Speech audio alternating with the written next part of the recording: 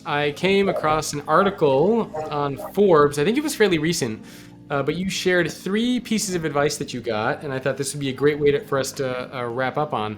And so I wanted to read these three things that were written in this Forbes article. And you said the three best pieces of advice you got are: number one, be honest with yourself about why you want the job. Number two is write down things that you believe are true that the rest of the world hasn't figured out. And number three is you'll be tempted to move at a slower pace because you'll think you have to take more things into account, but don't.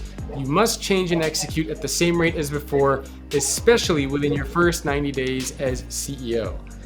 So I wanted to get your thoughts on these three pieces of advice, and if this is something that can be applicable to everybody, regardless of their position inside of an organization.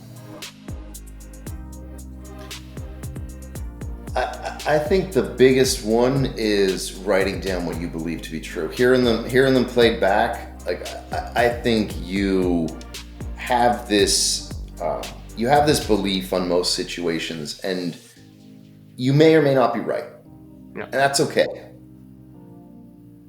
But the more you can be honest with yourself on what your belief is, whether it's, hey, we should do X, or one of our earliest beliefs when we started Handy was that people would buy home services online.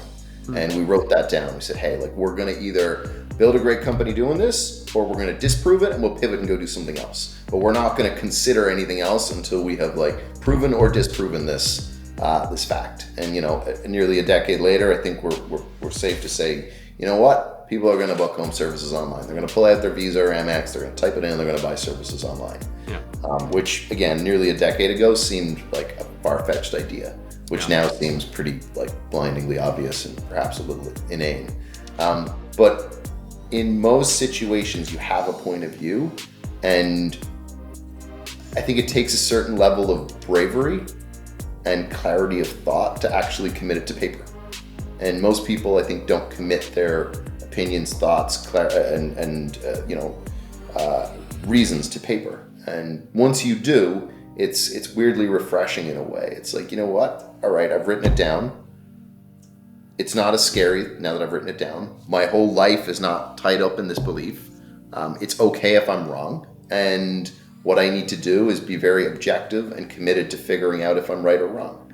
And I think that's refreshing. I think the pace one is interesting, right? The idea of what pace you should operate at, and in some case, I think the framing for that one was, hey, if you're coming from a startup into a larger role, the reason you're doing it is to create the pace. I think there's a question on whether that's universally applicable to everyone, or whether in some cases you should be increasing pace. In other cases, maybe it's time to take it down a half a click. But I think the most important is to figure out what you believe to be true, because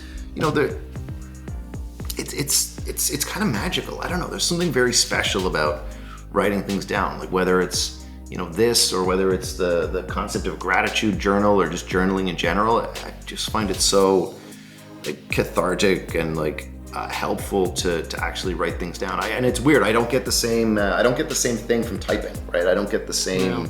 I find typing to be helpful, as in terms of keeping the thoughts in my head is the worst of all outcomes. The next best is audio recording them into the iPhone. The next best is typing them, and the gold standard is actually taking out the paper and actually scribbling them down.